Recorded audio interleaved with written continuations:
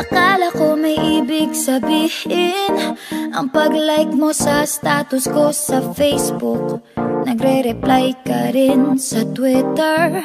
Akala ko, yun na. Pero nakita ko kahapon may pinost kang iba. May kasama kang maganda. Ang sabi mo sa akin, kaibigan mo lang siya. Ang hirap palang maging D-A-N-G-A. Ang hirap palang maging D-A-N-G-A. Pinapaasa mo lang ako kasi alam mo na crush kita. Oo, na crush kita. Pambihira o nung dati pa. May patanong-tanong ka pa kung sino yung nasa Facebook status ko. Hoy! Tungkol yun sa'yo. Yung sana ako na lang ang girlfriend mo.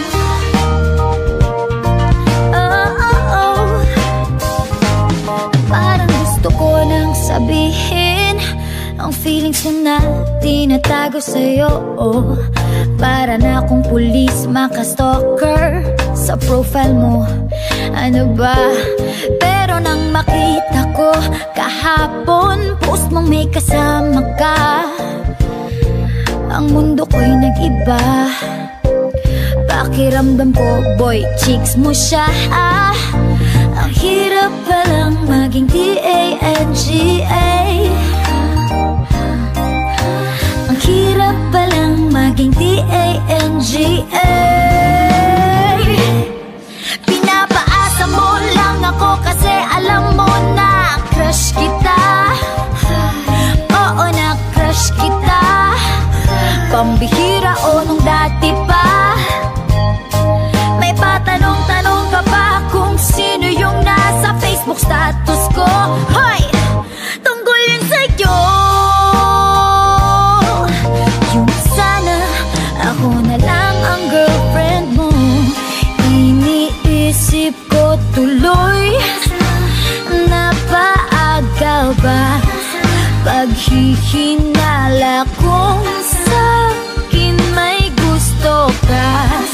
Nagmumukhang sira, iniisip na may ibig sabihin yung message mo.